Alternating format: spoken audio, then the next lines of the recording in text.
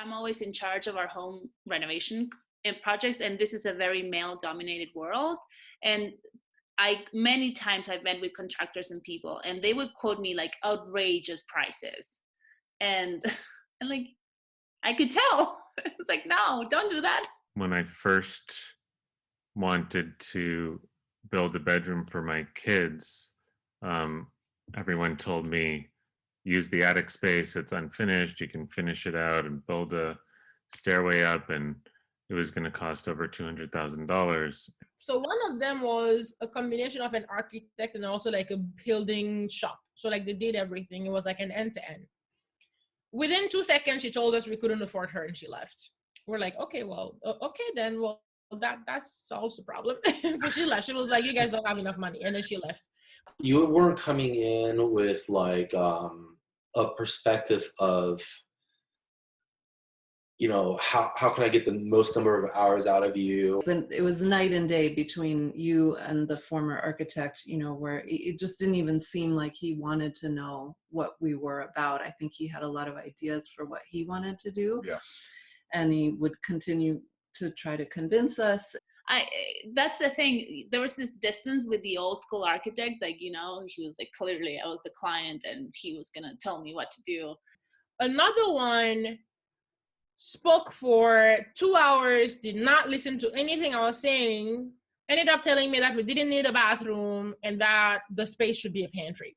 I was like, that's not what I asked. That's not what I asked. I don't think he was very responsive, and he was also had a little bit of a way of just making me feel like my ideas were silly. Before your team came on, the fear is that I either was going to have to give up something that was really important to me, or I was going to have to fight tooth and nail with somebody whom I love dearly, and I don't want to do either of those things. The other person who was also really, really nice, he actually was the one, was the nicest one after you. He was just very laid back about things, but then he didn't give me any ideas. Like, he didn't challenge anything I said. I brought in Austin to help me figure out how to design it. And through the course of talking to him, he questioned, why are you looking in the attic when you have this garage downstairs that could serve the same function for 1/10 of the cost? Yeah, there was a definite sense of like her opinion not being valuable. Yeah. And it was noticeable. Mm-hmm. So like in a conversation, if she would say something, he would first of all like act as if it was dumb, and then kind of turn to me and act as if I was going to have some other way of agreeing, and I was like, well, actually, no, she's the one that knows by far more than I do. So once we had a way to understand, that Jill and I could communicate our needs, it totally, then it just blossomed from there. Then it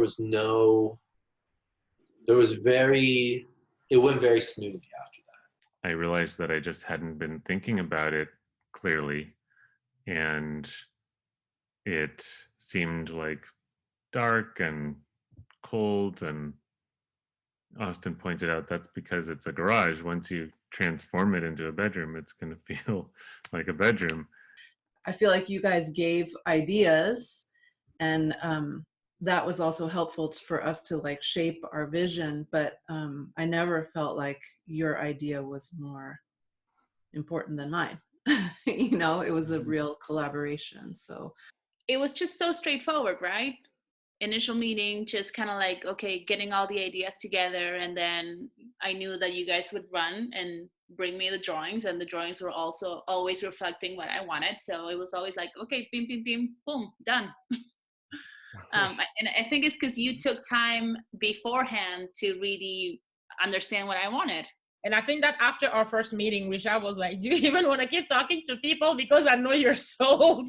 And I was just like bouncing up and down. And then Risha was just like, I know you have like 2 more architects to talk to, but I don't think that you. And I was like, no, like, let's go through the end of the process. So I just did it. But after we spoke with you, I was just like, I like him.